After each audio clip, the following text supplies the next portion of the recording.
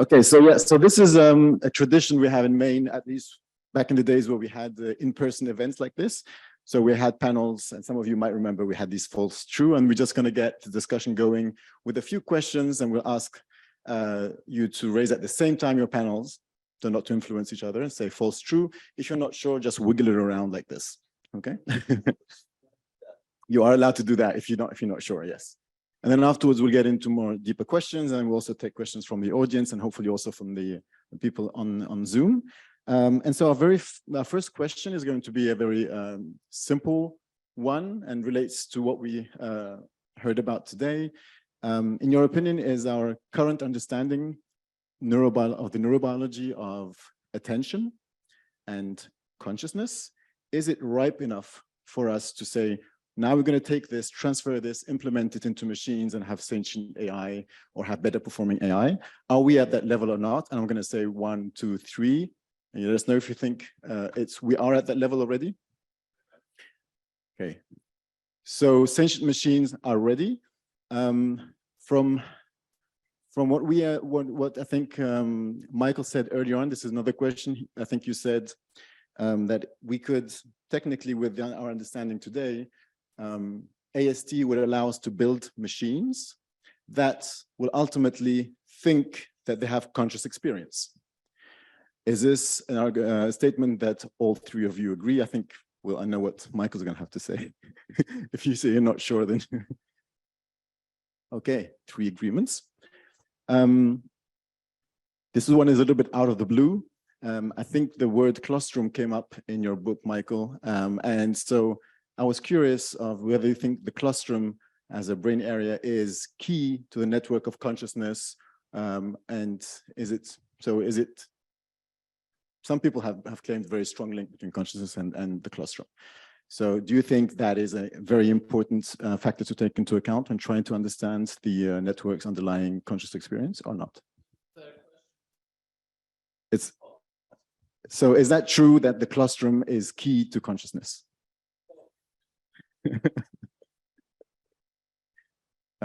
Okay. Yeah, go ahead. Yeah, so I have one. Do you think 100 years from now, people will say that we had it right here in 2022? Ooh. And another quick one, and this is, I'm cheating a bit because we had this discussion a little bit yesterday at the restaurant, but do you think that mind uploading is possible?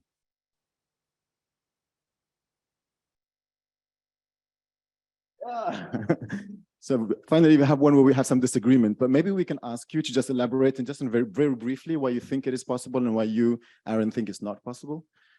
Yeah, this is turned on, right? Is this? Oh, excellent. Okay, so I've been asked this a lot. I get asked this a lot by reporters who love this question, and my answer is always, yeah, sure. There's nothing to stop it, but you got to give it a few hundred years. I mean, it's going to be a long process, and the technology has not been invented yet. But in principle, sure, if you imitated enough of the information processing in a person's brain and enough of the specific connectivity, then you could duplicate that person's mind, and there's nothing fundamental in the way of that other than really hard engineering that currently is wildly impossible. Really, really hard though. Yeah, I have my doubts. Well, I think you not only have to reproduce the state, right, that you're in, but the trajectories. That's insane. Right? How many dimensions that has? Especially because the brain operates near chaos, which means small errors could make big differences. But maybe that's okay. So we don't really know how much precision in the approximation is going to be needed to reproduce something that feels like it's the same person.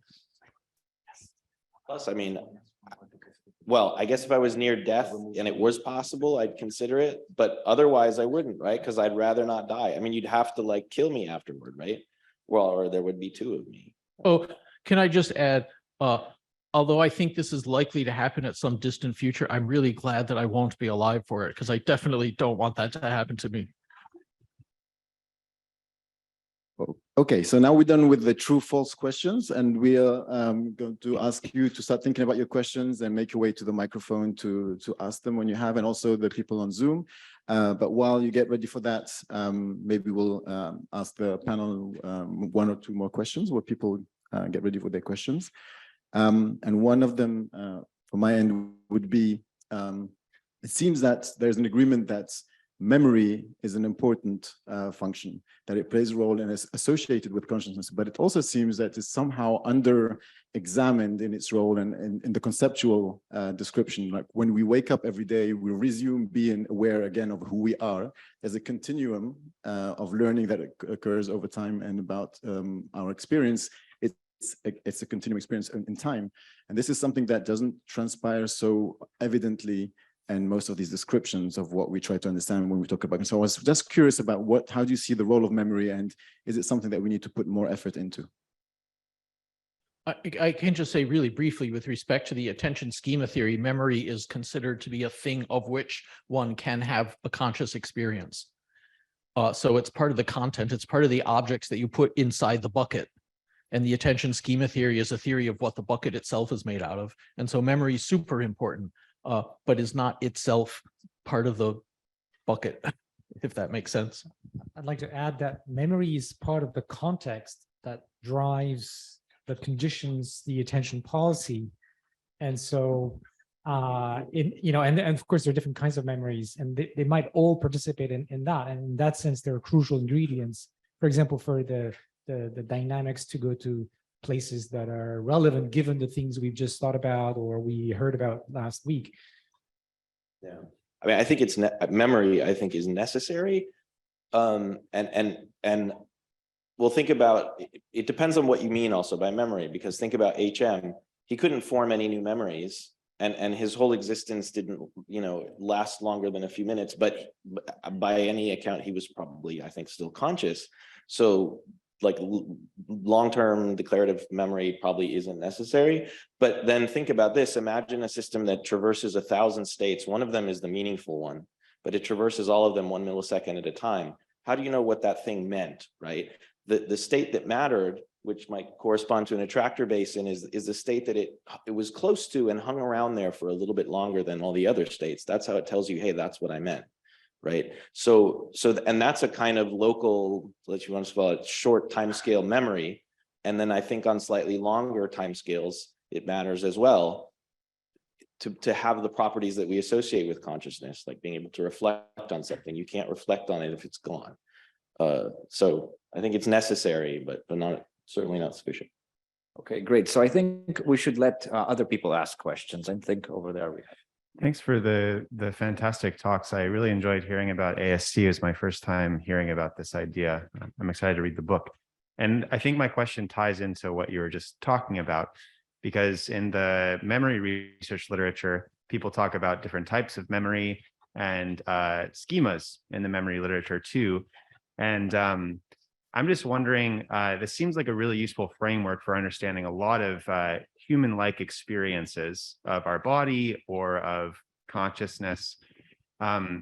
So we have models of memory, models of attention, models of our body. To build an AGI, where do the models start and stop? How many discrete sort of models do we need to make a human-like intelligent system? Does this same idea apply to all these different sorts of features of cognition? That's such a super good question. I think there are things like models of decision-making. That is, we have meta information about what our decision-making is like and what it's likely to do next. And I think there's models of memory. I think we have models of a lot of cognitive processes going on in there. And I focus like a laser on this model of attention because I think it underlies a particular claim that people make, that they have a magic essence inside of them that's aware of things.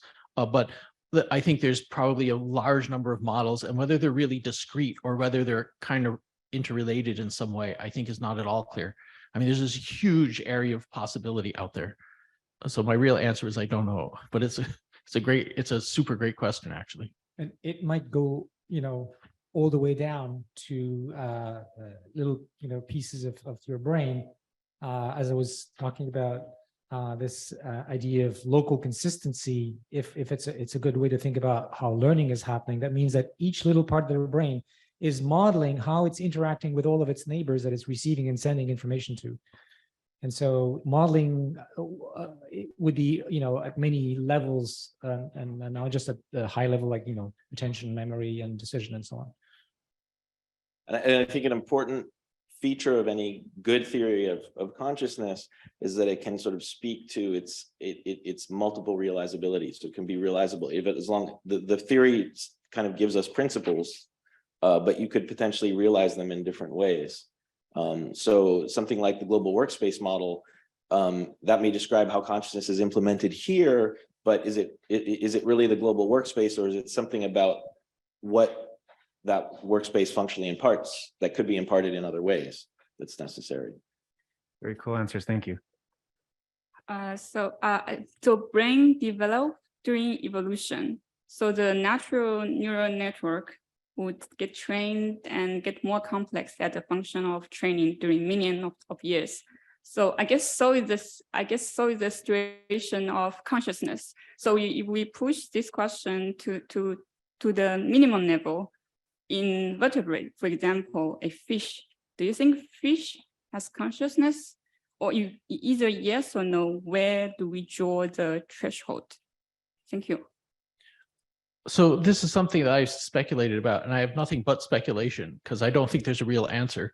But if AST is right, if we build models of basically cortical style selective attention, then you're probably looking at animals around the divergence of mammals and reptiles, maybe 250, 300 million years ago. And reptiles have a brain structure, the waltz, which is kind of comparable to or homologous to the cortex, and birds do as well. And this is where this kind of high-level selective attention takes place, and control of attention would take place. And then from there, you evolve these much more intensively social mechanisms where one has to, like birds are really good at attributing attention to others, and some mammals are as well. And so I would suspect the things we're talking about here, you're going to find in some reptiles, most birds, and most mammals. That's my guess. It's a speculation. So the answer would be fish does not have consciousness. Fish does not have this, but they may have other mechanisms that in some way resemble this. And then you get a problem of like a gradient, and there really is no hard line to draw. But this particular kind of mechanism is something that's very corticocentric and definitely present in, I don't think fish have selective attention in the same way that mammals do. Is a newborn conscious? Is a newborn I'm taking a wild guess here. Newborn babies can track other people's gaze, and newborn babies have some degree of control over their own attention. And that suggests there's some built-in mechanism that is at least a simple version of this. And therefore, yes, that's my guess. So it seems if I follow your guys' arguments that according to you, consciousness is computable, and it's something that we hope to compute so that machines can work better for us, to be better tools, to be our bidding. But once, and you guys agree that consciousness is the traditional definition of what it feels like to be in a state. So if we're making computers that can feel like and be in the state, yet nonetheless be tools, doesn't this raise a sort of giant ethical question to what do we do when we actually succeed in making a feeling machine, and can it any longer be a tool? That's basically it. So I have an answer to this. It's a great question. And I'd like to go back to what Michael was talking about. We have this attribution, and Aaron as well. We have this attribution of agency and sort of even like free will and so on. That's a mental construction. So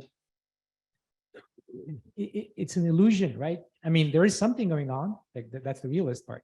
So how is that related to your question? In the following sense, that we humans somehow, maybe it's innate, maybe it's partly cultural, but probably a lot innate, associate that projection that some entity has agency and is conscious to moral to moral status.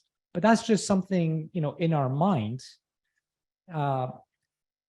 So then the question is, what do we do with that if we build systems that essentially would have the same properties, but really it's just it's something we're making up? There's a reason evolutionary why we want to attribute sort of feelings and emotions and sentience to other human beings, because it helps us as a social being. We don't actually need to, rationally speaking, we don't need to attribute those same moral status to machines. We want to use the machines so that they can help us. So there's a contradiction, and it's going to be hard to convince people that, well, they're just machines, even though they have all the attributes of consciousness. We're not going to be able, I think, to convince people otherwise. So this is tricky, and maybe we should try to build machines that don't look like they're conscious. No, seriously.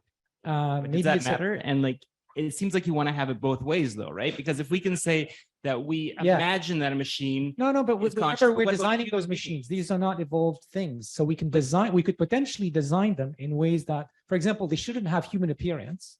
But what's the value measure then, though, right? Because but wait. Once we understand what it is about from a AI perspective, what purpose does it serve? Once we understand that the underlying principles and the math behind it, then it's like birds and airplanes. We don't have to do the same thing as birds. We don't confuse birds with airplanes. I don't see the reason for making machines conscious. We can make them really smart. Unless it comes with a computational advantage. If it comes with a big computational advantage, I guess, but my thinking is that you can make them really, really smart without making them conscious. Making them conscious might be useful as an existence proof for Michael's theory, but is it necessary for them to be smart, for that they be conscious? I'm not sure. Maybe not. And if that's the case, then why try to make them conscious? I'm not sure we need to. So I'll give you my take on it. First, I think it is of enormous benefit to make machines conscious, because I think consciousness, according to this, is at the very root of how people are socially capable, because we build models of other people's minds, and therefore we understand other people's minds, and it allows us to be socially capable. It allows us to be empathetic, and nature created a simple method to make sure that we're by and large pro-social. Like, there's a few weird people who aren't, but we're all in this room together and we're not murdering each other because we're all basically a pro-social species. And it's because we all have this intuitive understanding that we're all conscious and all have conscious minds. I think that's something that's actually useful to give our machines, so that they're not a bunch of sociopath machines. But there's this question then, if something's conscious, does that mean it's awful to the thing to be killed or enslaved, right? That's or forced to do work that it could imagine to do otherwise, right? Isn't that sort of the point? Right. That I can imagine a different future, I can imagine a different being than what I'm in, but yet I'm confined to do this because. So here's the thing. Being conscious in this sense means thinking you have a subjective magic experience. It does not mean necessarily having the emotion of fear or desire or sadness that you're going to die someday, right? Those things we don't necessarily have to build into a conscious machine. What if there was a creature that for some bizarre evolutionary reason wanted to die after 3 days, and that's just all it ever wanted to do? And then it'd be cruel to keep it alive. I mean, you can build any kind of value function you want into the machine in principle.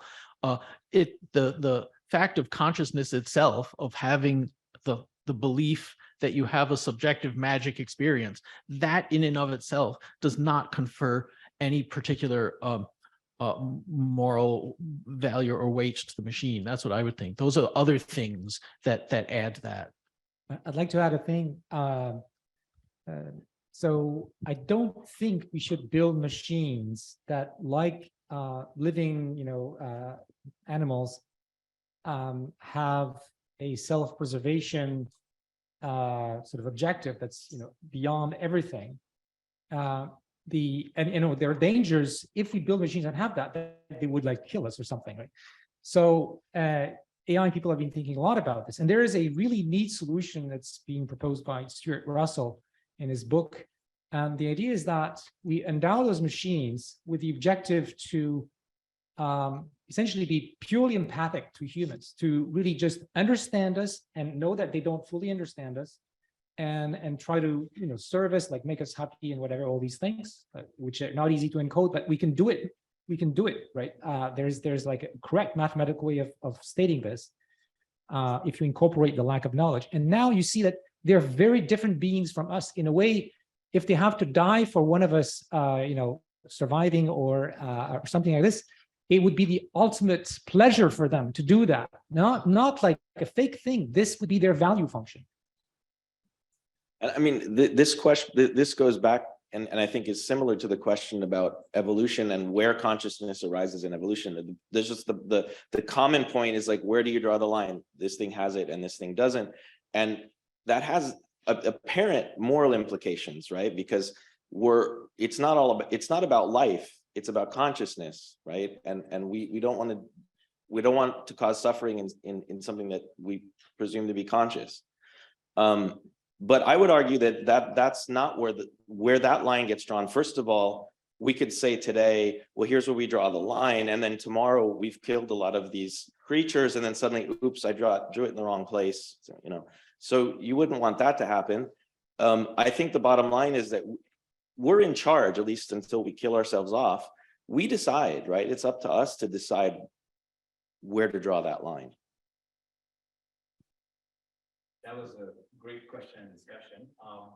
Let's have another one from the Zoom. Okay, we have one from Leo Gagnon, who says, do you think deep learning models that we have right now, mainly large language models, are sufficient to fully implement an AST agent? Do you think the cortex has yet to be modeled properties that we need to take into account?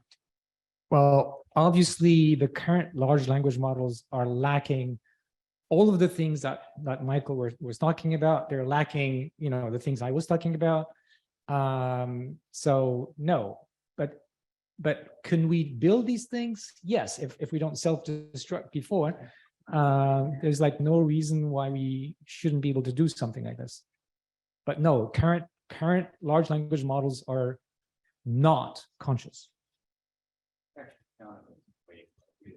Hi, I'm interested in actually just hearing you guys talk more to each other about, so Yoshua, you have talked about these generative flow networks, and then we've got the attention schema theory, and I'm wondering sort of how you see the two as interacting. So are there actually any major tensions between them? Can a generative flow network strictly implement attention schema? And if not, where might the sort of so maybe I can start with this.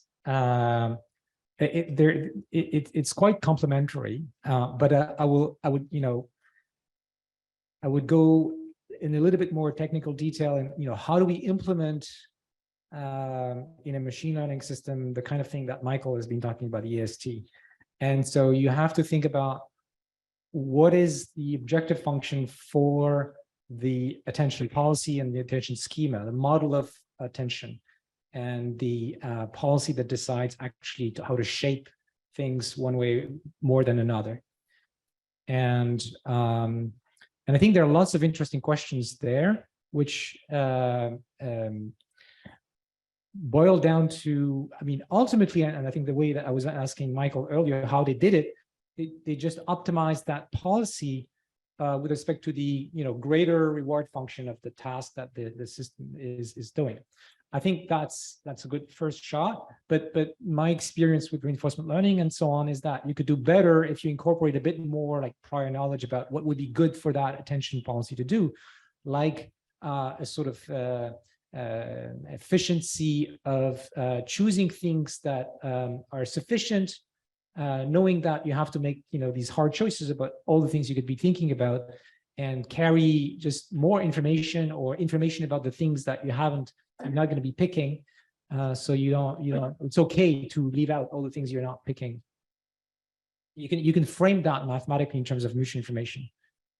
So you wanted to get all our opinions, but it's actually really hard for me to talk too much about the specific implementation details. So there are people in my lab who have begun to build really simple AST-like deep learning models, and it's at such an initial phase that we just barely understand how to implement the basics, and so how it meshes. There's no reason why it shouldn't mesh with what you're talking about, but I just think there's an enormous amount of work to do to figure these things out. Can I ask a follow-up? One specific thing I'm wondering about is when we talk about in AST, there's this suggestion that the model is very schematic, so much so that it gives rise to this sort of magic essence way of thinking, which explains a lot of the stuff about consciousness.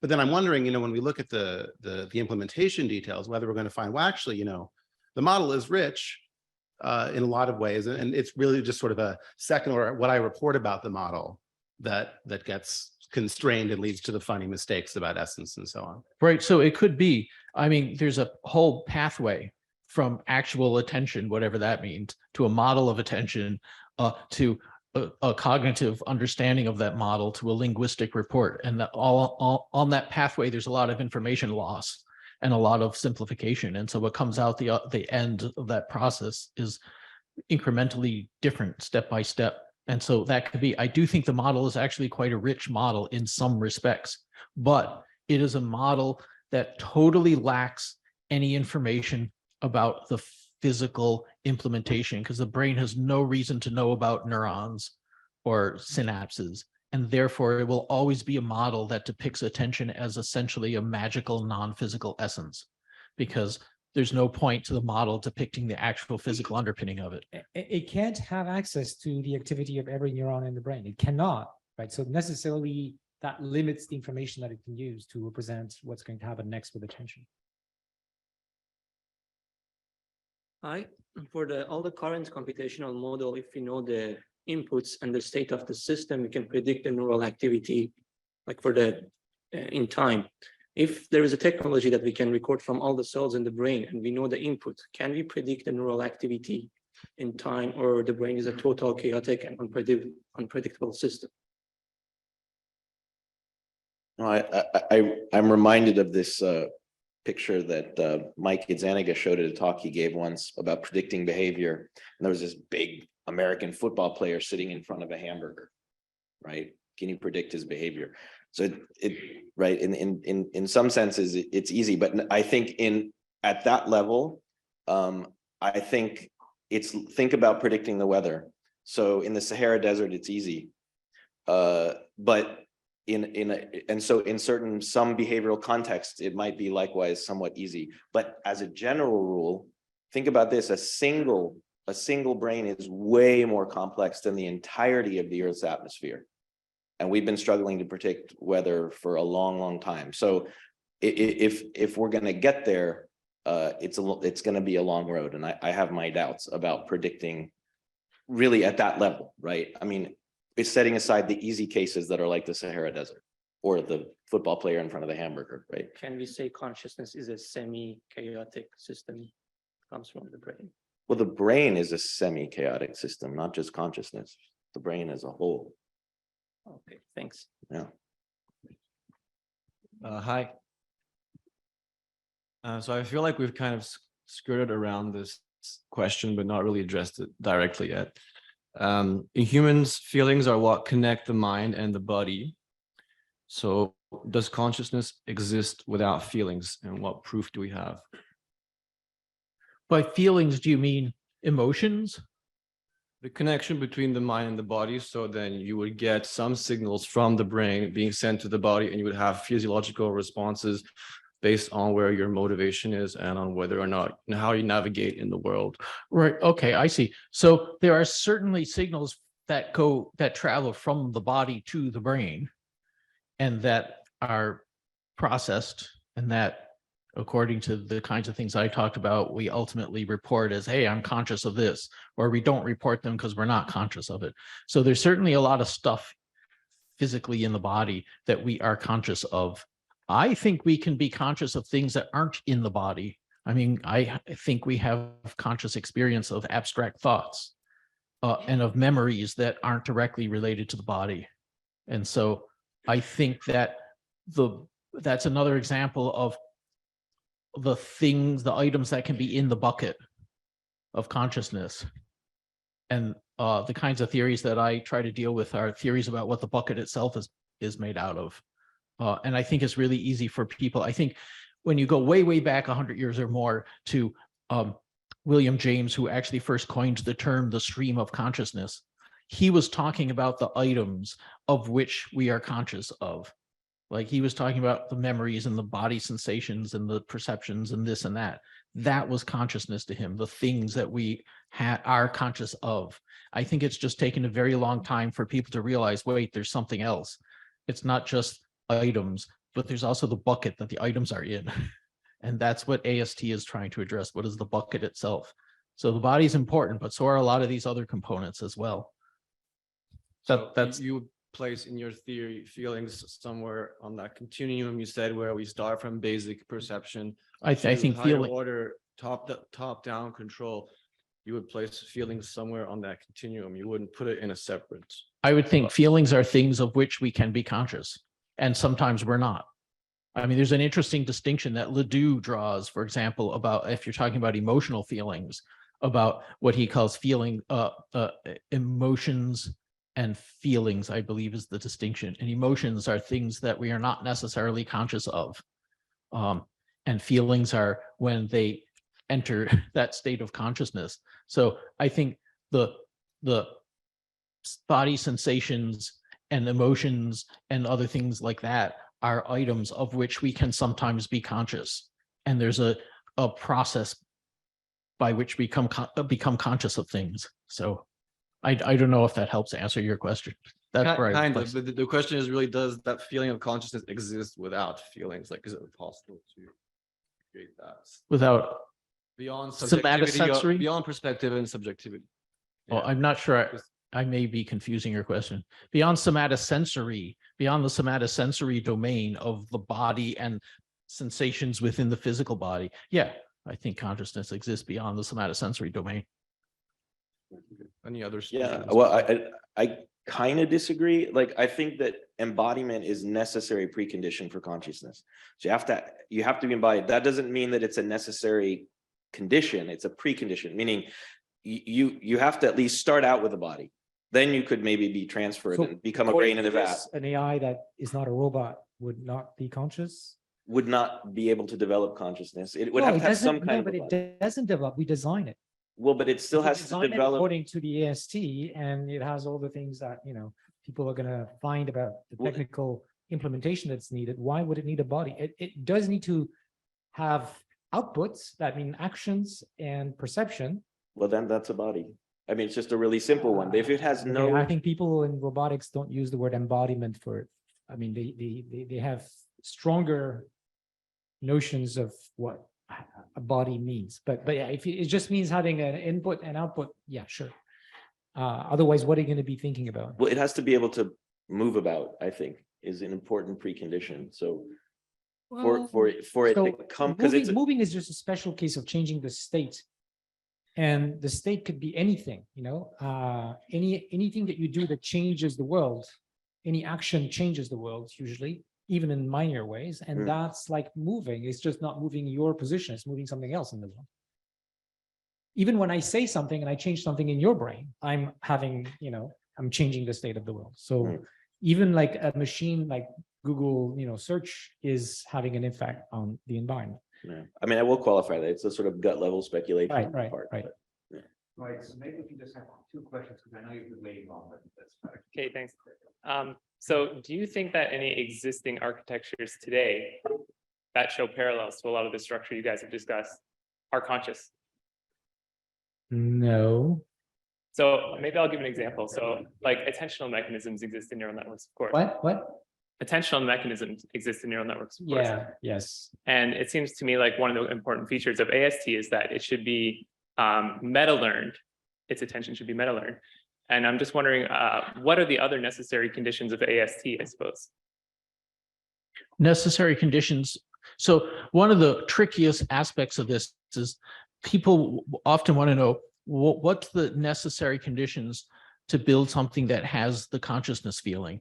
And of course, in AST, that never happens. But then you can ask, what is the necessary condition for the machine to have the same things we have that we report as being conscious? I think attention, an attention schema that helps it control its attention, probably the ability to attribute or model the attention of others, and some kind of cognitive capacity to extract or abstract information from that attention schema and report. I think you would have to put all those together in order to have the machine be human-like in that respect. And I don't think that's ever been done yet, but it could be. So I guess I just don't want to rule out the notion that some model-based reinforcement learning algorithms, maybe some of the contents inside of their model is actually self-referential as well, right? Yeah, it could be. That's right. So they have components of this. I'm sure that's true. I mean, every computer basically has a kind of attention. I mean, it moves its processing focus around, and it has some kind of simple model that allows it to know what it's doing, so we can keep track of that. So they all have little bits of this, because this is just engineering wise really important for any control system like that. But the attention in current deep learning systems, for the most part, is very different from the kind of attention we have in the workspace theories, right? So it's soft attention, and it's not like the bottleneck of communication between different parts of the system. Instead, it's every little part is choosing from its neighbors what information it's going to focus on. So it's doing very useful computation, but it doesn't have any of that notion of a sort of global bottleneck that is central to at least our understanding of human consciousness. Okay, thank you. I think it was partially answered, so it should be fast. I was just wondering if explaining consciousness with attention is answering a question with a question, because attention itself is a bit ill-defined. And I think most cognitive scientists would agree that to reject the idea of a homunculus, of what was referred to as a squirrel, but we're still left with something to explain that, as you mentioned, is kind of fuzzy and unlocalized. So one of the nice things about attention is that it's buildable. And there are actually a lot of models, artificial models, that have been built of attention that in one way or another, at least roughly approximate the attention in the human case. So while I don't think anyone understands the details of attention well enough to build a truly full-on human level cortical attention, the basics of it are there. It's understood well enough to actually build the thing at some simple level. And so I don't think it's answering one question with a totally unanswered other question. It's, yeah. All right, a good positive note. Thank you. All right. Thank you.